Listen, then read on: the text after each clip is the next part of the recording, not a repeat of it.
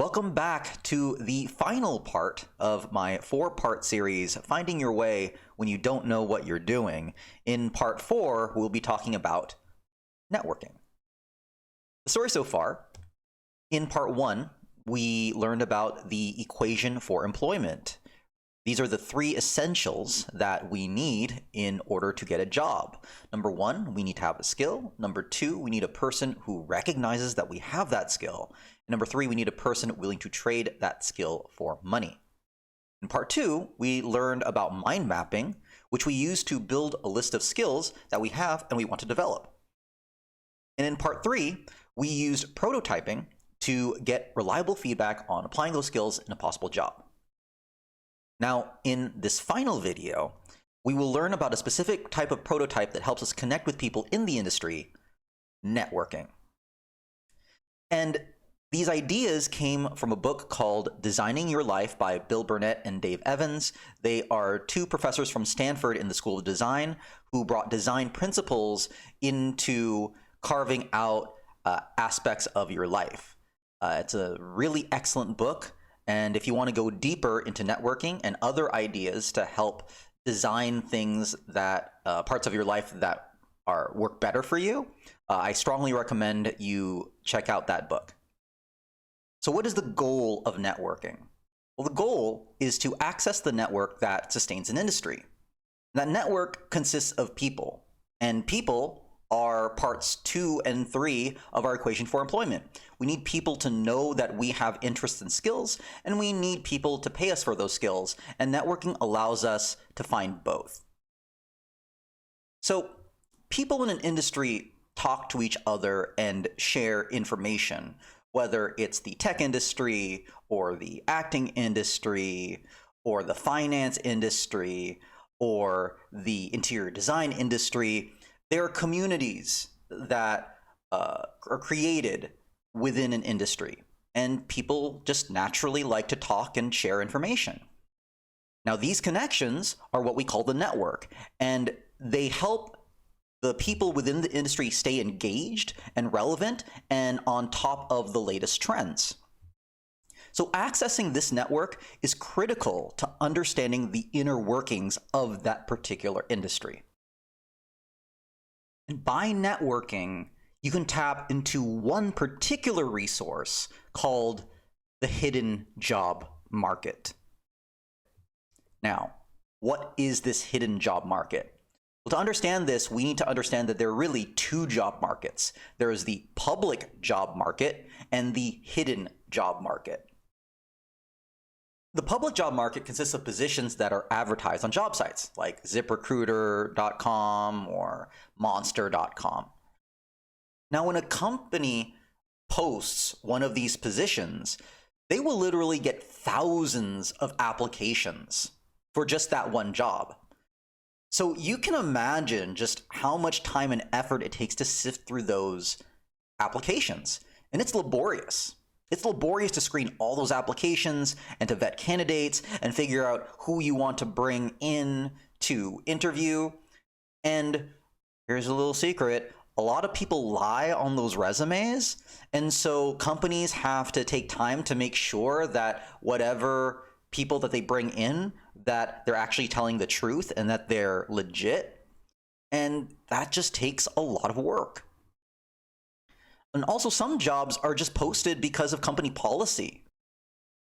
Some companies have a policy where they have to post a job publicly because they think that theoretically it'll ensure that they will get the best candidate. But in reality, a lot of companies already have an internal candidate in mind. And so just to follow policy, they'll post up something on ZipRecruiter.com saying, hey, we have this position open, and they might do some token interviews, but in reality, they've already made their decision. And unfortunately, it wastes your time. But unfortunately, there's nothing we can really do about that. So the truth is that sometimes a lot of these job opportunities really aren't job opportunities at all. Because it costs so much to train a person for a job, companies are more reluctant to hire from someone outside the network for fear that that worker might not work out and they'll have to be fired and they have to do the job search again. And so they are willing to reject great candidates if it means avoiding bad candidates. So even if you are the perfect person for the job, they're more willing to avoid the mistake of doing a bad hire if it means that you also won't get hired as well. Is it fair? No, but unfortunately, that's the reality that we live in. Now, the hidden job market are jobs that are open, but are only known within the company. So when a company realizes a position needs to be filled, the first thing it will do is it will look internally, right? And if they find someone that can fill the job, again, they might post a phantom job posting on ZipRecruiter saying this job is open, but in reality, they're going to select the person internally.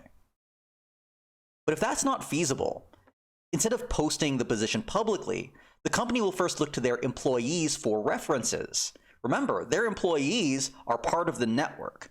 And the reason why they want to go with their employees first is that the connections that are made within the network are more likely to be reliable, right? They're more likely to have interest and skills necessary to fit the position, which reduces the cost of vetting applicants.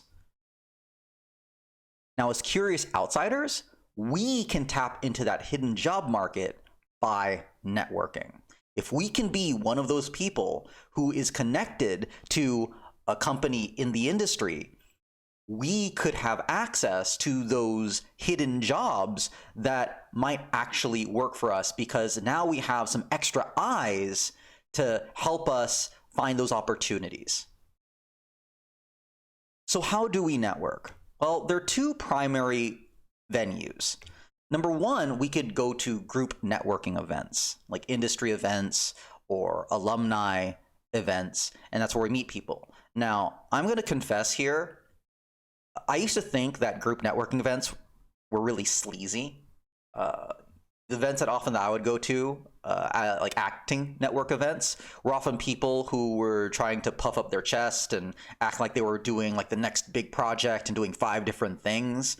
And while that element of people who are really insecure, who are just trying to brag and hype themselves up, like those personalities will be there at the events. You just can't avoid that. If I had just adjusted my mindset, I could have made some better connections, and I'll address how you can maximize these group networking events, something that I wish I had done 10, 15 years ago. Now, the other way that you can network is you can do it one-on-one. So you could email someone who you respect, someone who is doing something really cool and you might be interested in doing, and you might just email them saying, hey, can I take you out on a coffee date? And can I just ask you some questions about what you do? Now, when you network, it's really important that you make sure that you do your homework beforehand. You basically want to do research first, right? Do your research on the internet. When you are going into a networking event, yes, you can ask basic questions, but you'll be much stronger if you already have those basics answered, like the answers that you can find on Google already. So you can not only show that you know a little bit more about the industry, but it also shows the people that you're talking to that you have that interest in the industry, and they're more likely to trust and engage and tell you more insider information. Now, what questions do you want to ask at these networking events? Well, questions like, how did you get started? What does your day-to-day routine look like? Is there anyone else in the industry that I should talk to? If I wanted to work at company X, or like your company, how should someone like me go about it? And I want to make a particular point about this particular question.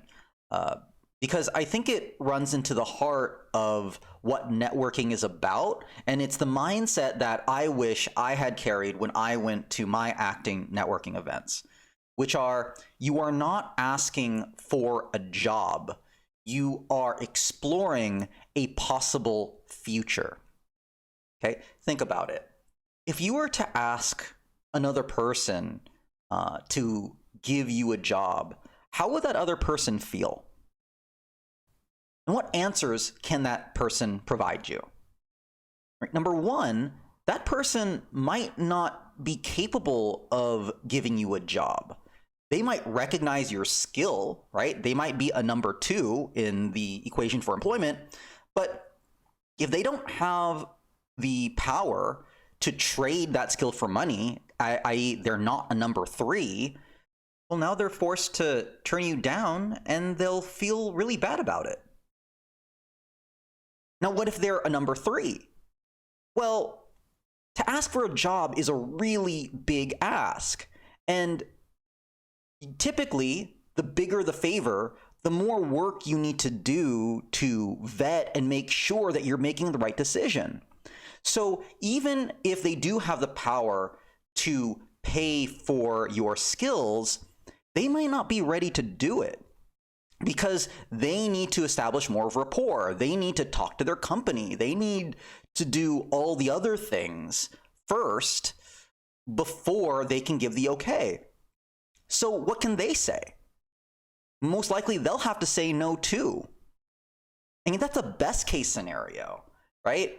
Worst case scenario is that they're completely turned off because, asking for a job, from someone that they barely know is, feels really desperate. So instead of asking for the job, you want to ask for directions. You are asking a person, hey, if there were a job available, what should I do to make myself stand out?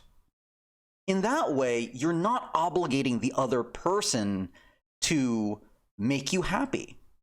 Instead, you're just asking for directions, and it doesn't put pressure on them to do anything. And they will be more likely to give you information that will help you get a job. Right? Now, if there is a job available, often what will happen is, they'll go back, they'll think about you, and they'll say, maybe they might be a good fit. Again, they're not making a full decision. Instead, they might point you to an opportunity. And then you can then pursue that opportunity. And again, there's no pressure on them to make you happy. They're simply giving you the tools to help make yourself happy so that you can pursue your desires. So that's why we want to ask this question in this particular way.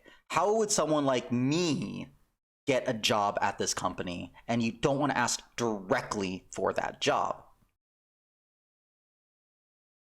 And lastly, it's good form to follow up with a thank you.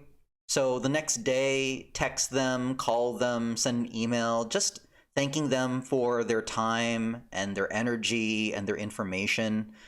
Time is really precious, and they could be doing a lot of different things, but they decided to spend it helping you out. So it's really good form to do that, and just sending that good energy usually gets reciprocated. So it's a good idea to say thank you afterwards. So in conclusion, networking is a way to access the network that connects people in a particular field or industry. Networking allows you to go beyond the public job market and access the hidden job market. When you network, you are not asking for a job, you are exploring a possible future. Now, when utilizing any of these tools, mind mapping, prototyping, or networking, we are replacing a mindset of strict success or failure with a mindset of curiosity, exploration, and interest. Remember, the whole foundation for this whole workshop was this idea that the world doesn't work in black and whites. And so having a mindset of having these strict plans that we have to follow tend to break down because the world tends to change. So instead of judging ourselves based on these narrow plans, we want to stay curious about the world and really pay attention to how the world is changing. So the more that we're curious, the more we explore, the more we show interest, the more the world will teach us how it actually works. And the more we learn that how it actually works, the better plans we can make and the better we can position ourselves to get a job and a career that really fits us. So lastly, I want to say thank you for all the time that you've spent with me. Hopefully you got something out of this workshop. And if there is anything that you want to say or add or correct, please go ahead and put your comments down below. I really appreciate, and I will read all feedback that comes from this video because I want to be better as well. So thank you all very much, and I hope to see you in a future video. Thank you so much for watching. Now, if you liked what you saw, please click the thumbs up button below. Also, if you want to watch more of my videos, or you want to catch me on an office hours live stream, please click subscribe to Sophos Tutor.